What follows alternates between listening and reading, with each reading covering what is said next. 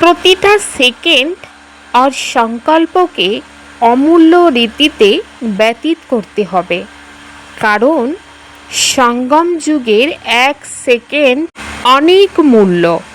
এর জন্য অ্যাটেনশন রাখতে হবে, তবেই অলবেলাপন সমাপ্ত হয়ে যাবে। এখন তো কেউ হিসাব নেয়ার জন্য নেই, কিন্তু অল্প সময়ের পরেই পশ্চাতাপ হবে, কারণ এই সময়ের মূল্য অনেক বেশি। যে আত্মা নিজের প্রতিটা সেকেন্ড, প্রতিটা সংকল্পকে অমূল্য রীতিতে ব্যতীত করে, সেই আত্মাই অমূল্য রত্ন হয়ে যায়। মনের শান্তি অমূল্য সম্পদ, যে সম্পদকে কেউ চুরি করতে পারে না। যখন পরিস্থিতির পরিবর্তে নিজের বিচারের ওপর নিয়ন্ত্রণ থাকে, তখনই নিজের ভেতরে সন্তোষ, সন্তুষ্টতা, প্রেম আর প্রসন্নতার প্রকাশ ছড়িয়ে পড়ে। শান্ত শীতল মন প্রতিটা পরিস্থিতিকেই বদলে দেয় আর জীবনকে সুখময় বানিয়ে দেয়। ओम शांति। अतीन्द्रिय सुख का अनुभव करने के लिए सदा इसी स्मृति में रहो कि हम किसके बच्चे हैं। अगर बाप को भूले तो सुख गुम हो जाएगा। अतीन्द्रिय सुखेर अनुभव करार जन्य सर्वदाई এই স্মৃতিতে থাকতে হবে যে আমরা কার সন্তান। বাবাকে যদি ভুলে যাই তাহলে আমাদের জীবন থেকে সুখ হারিয়ে যাবে। বাপকে মিলने की स्थायी खुशी किन बच्चों को रहती है। परमात्मा বাবার সঙ্গে মিলনের স্থায়ী খুশি কোন বাচ্চাদের থাকে। जिन बच्चों ने एक से अपने सर्व संबंध जोड़े हैं, जो एक बाप की याद में रहने की ही मेहनत करते हैं, किसी देहधारी को याद नहीं करते, उन्हें ही स्थायी खुशी रहती है। अगर देहधारी की याद है तो बहुत रोना पड़ेगा। विश्व का मालिक बनने वाले कभी रोते नहीं हैं। बाबा बोलें, বাচ্চারা একের সাথে নিজের সর্বসম্বন্ধ জুড়েছে, যারা এক বাবার স্মরণে থাকার পরিশ্রম করে, কোনো দেহধারীকে স্মরণ করে না, তাদেরই স্থায়ী খুশি থাকে। দেহধারীর যদি স্মরণ আসে তাহলে খুব কাঁদতে হবে। বিশ্বের মালিক যারা হয় তারা কখনোই কাঁদে না। বাবা বলেন, মিষ্টি মিষ্টি বাচ্চারা, আমরা অসীম জগতের পিতার সন্তান। এই কথা কখনোই ভুলে যেও না। এ কথা ভুলে গেলে তখনই কাঁদতে হবে। ছি ছি, দুনিয়াতে বুদ্ধি চলে যাবে।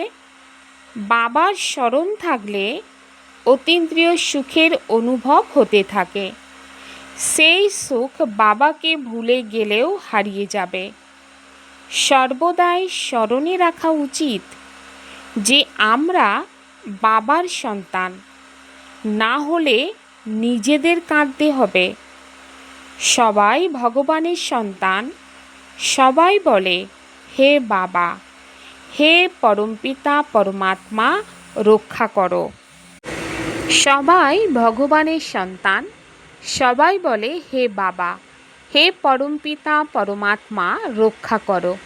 কিন্তু বাবা কখন রক্ষা করেন এ কেউ জানে না।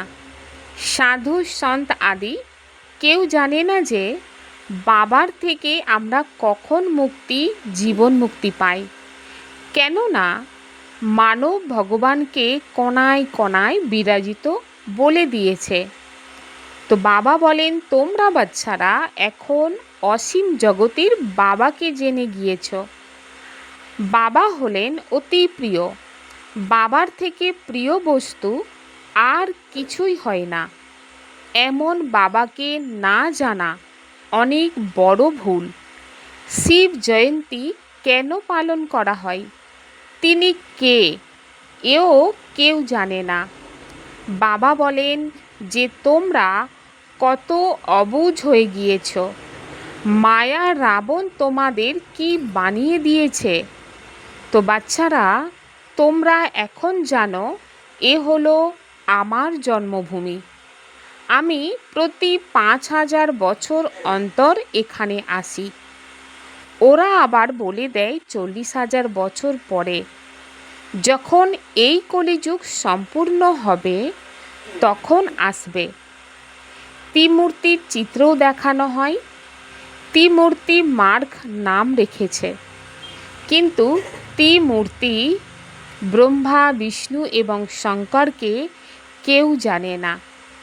ব্রহ্মা কি করে গিয়েছেন, বিষ্ণু আর শঙ্কর কি করেন, কোথায় থাকেন, কিছুই জানে না।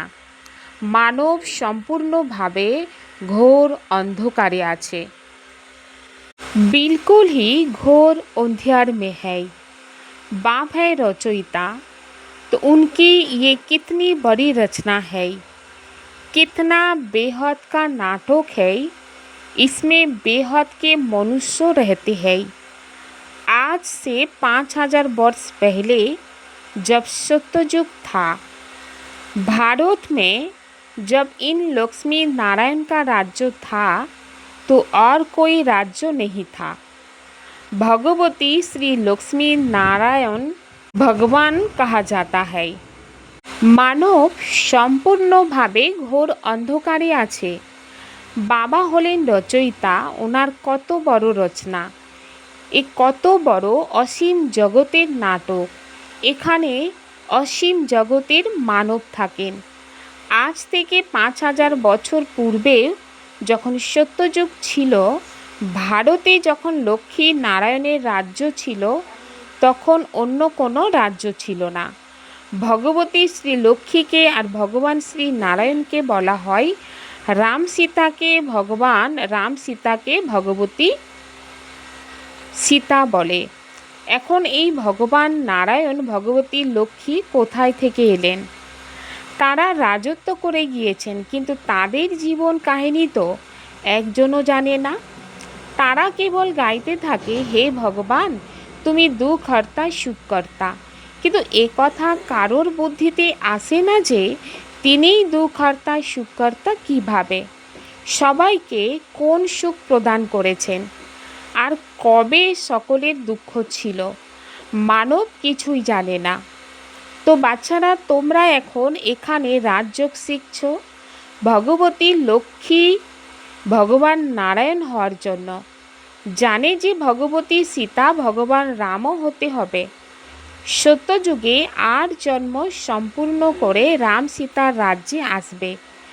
তোমরা এখানে ২১ জন্মের অসীম জগতের রাজত্ব স্থাপন করছো।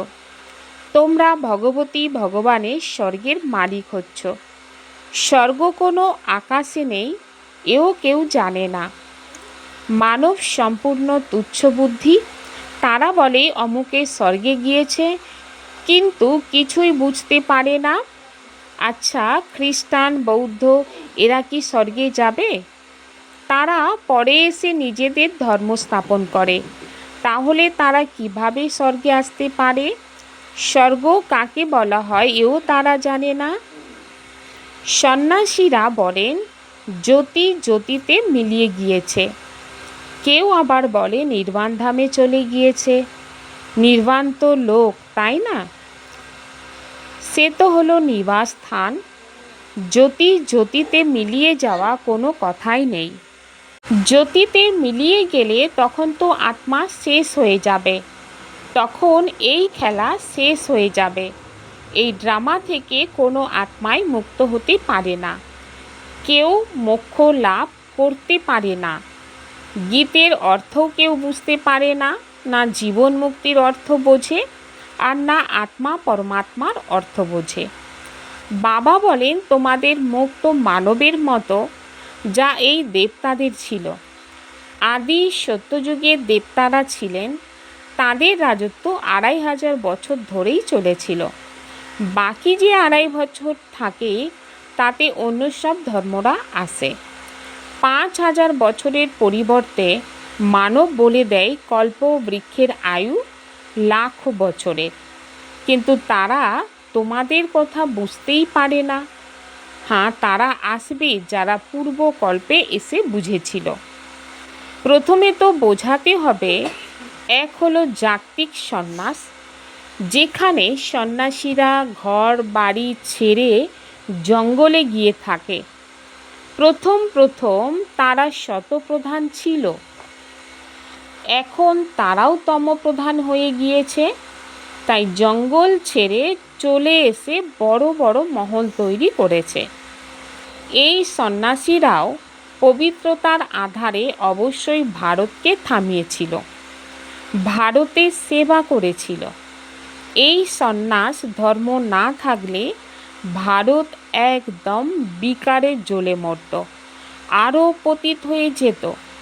এই ড্রামাও বানানো আছে, তাদের মধ্যে প্রথমে পবিত্রতার শক্তি ছিল, যার জোরে ভারতকে থামিয়েছিল।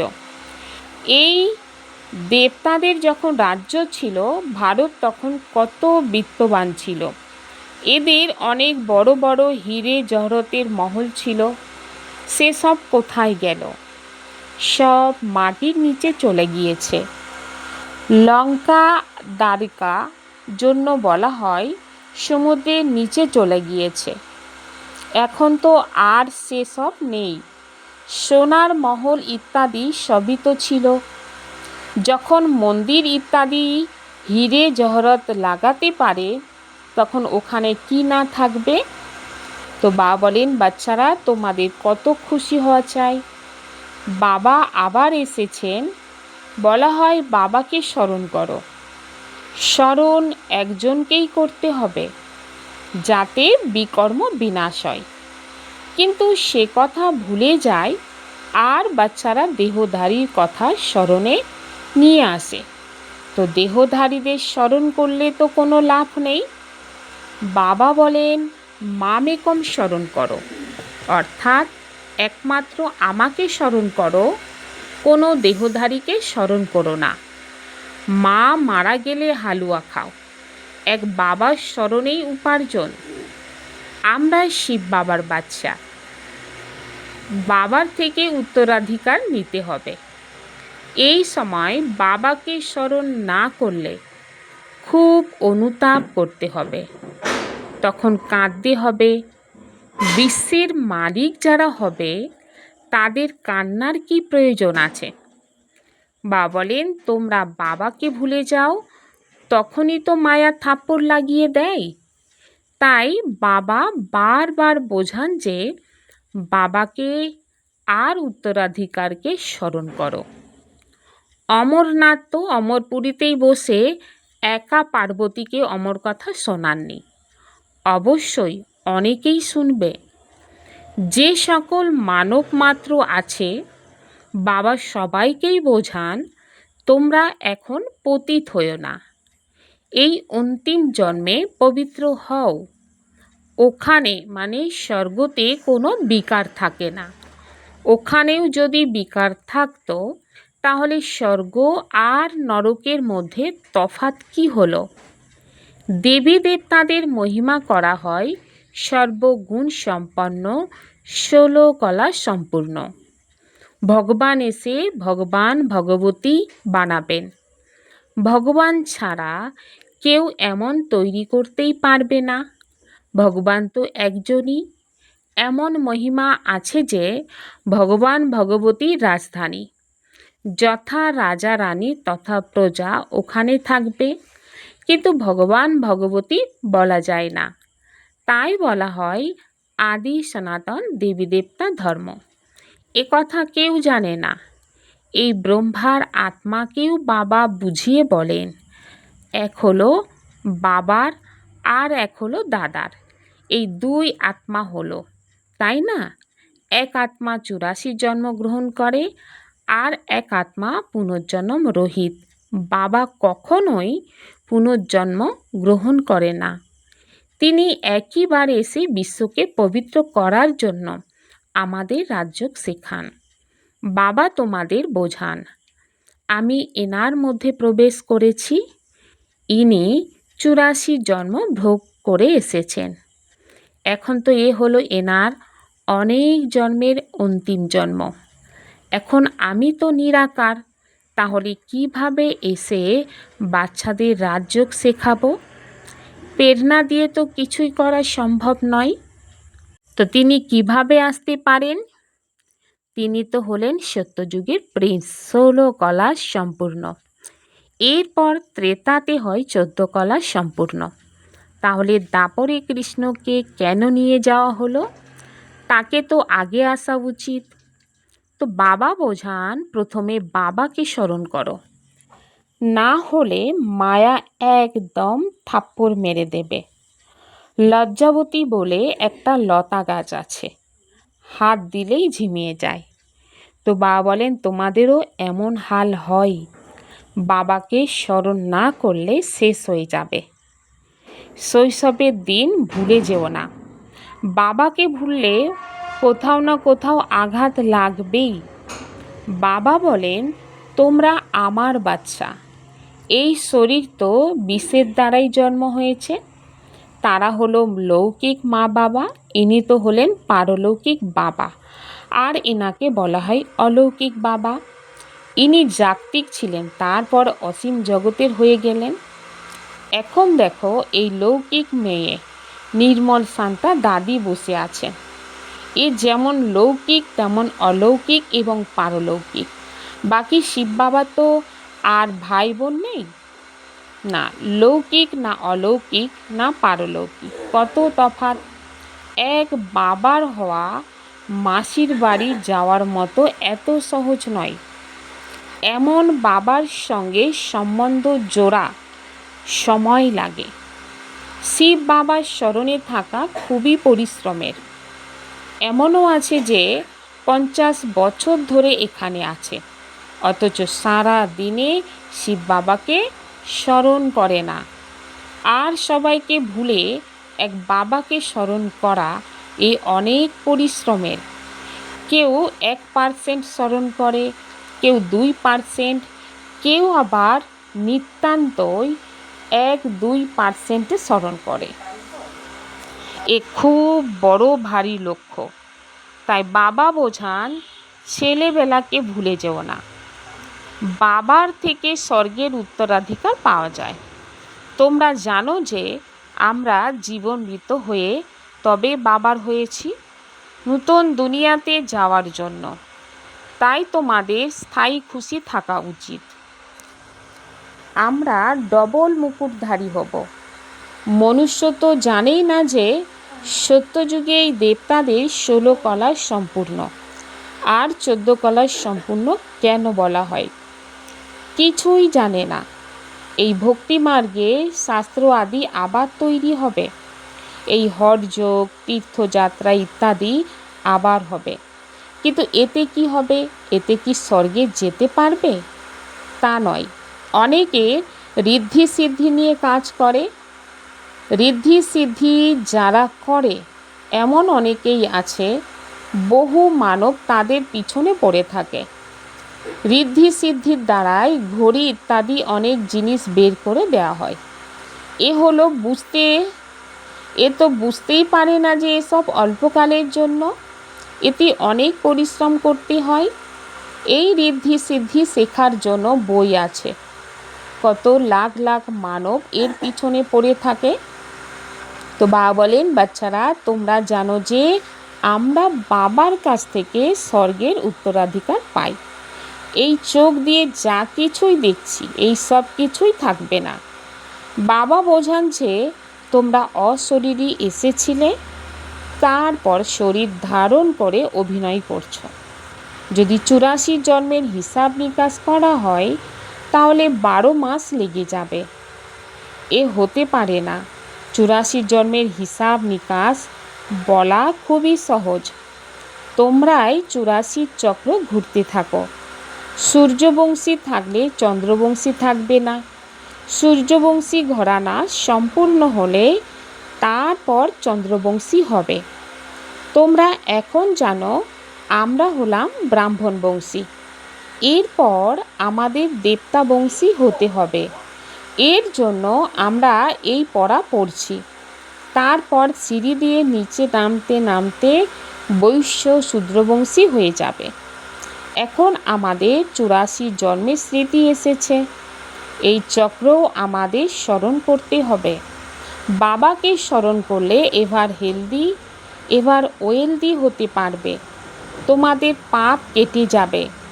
চক্রকে জানলে তোমরা চক্রবর্তী রাজা হয়ে যাবে। তোমরা বাচ্চারা জানো যে এই পুরানো দুনিয়া কবরস্থান হয়ে যাবে, কিছুই থাকবে না, সব শেষ হয়ে যাবে। রাম গেল, রাবণ গেল। সত্যযুগে রামের কত ছোট পরিবার হবে, আর এখন রাবণের কত বড় পরিবার।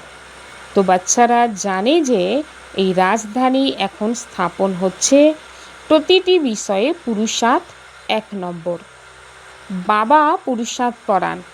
বাচ্চারা আমাকে স্মরণ করো।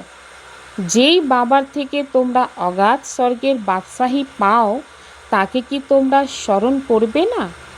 বাবা মনে করিয়ে দেন, তোমরাই স্বর্গের মালিক ছিলে, এখন আবার পুরুষার্থ করে স্বর্গের মালিক হয়ে যাবে। कभी भी किसी बात में छुई मुई नहीं बनना है। ईश्वरीय बचपन को भूल मुझराना नहीं। इन आँखों से जो कुछ दिखाई देता उसे देखते भी नहीं देखना है। কখনোই কোনো বিষয়ে লজ্জাবতী লতা হইও না। ঈশ্বরীয় শৈশবকে ভুলে ঝিমিয়ে যেও না। এই চোখ দিয়ে যা কিছুই দেখা যায় তা দেখেও দেখবে না। एक बाप की याद में ही कमाई है, इसलिए देहोधारियों को याद कर रोना नहीं है। बाप और वर्षे को याद कर विश्व की बादशाही लेनी है। एक বাবার স্মরণেই উপার্জন, তাই দেহধারীকে স্মরণ করে কান্নাকাটি করো না। বাবা এবং উত্তরাধিকারকে স্মরণ করে বিশ্বের बादशाही नीते হবে। श्रेष्ठ मत के आधार पर मायावी संग दोष से परे रहने वाले शक्ति स्वरूप भव। बच्चों की एक कंप्लेन रहती है कि संबंधी नहीं सुनते, संग अच्छा नहीं है, इस कारण शक्तिशाली नहीं बन सकते। लेकिन श्रेष्ठ मत के आधार पर ज्ञान स्वरूप शक्ति स्वरूप के वरदानी बन अपनी स्थिति को अचल बनाओ। साक्षी होकर हर एक का पाठ देखो, अपने सतगुणी पाठ में स्थित रहो। सदा बाप के संग में रहो तो तमोगुणी आत्मा के संग के रंग का प्रभाव पड़ नहीं सकता। बाबा बोलेन श्रेष्ठ मत एर आधारे মায়াবী সঙ্গ দোষ থেকে ঊর্ধ্বে থেকে শক্তি স্বরূপ হতে হবে। বাচ্চাদের একটি কমপ্লেন থাকে যে পরিজনেরা শোনে না, সঙ্গ ভালো নয়, এর কারণে শক্তিশালী হতে পারি না।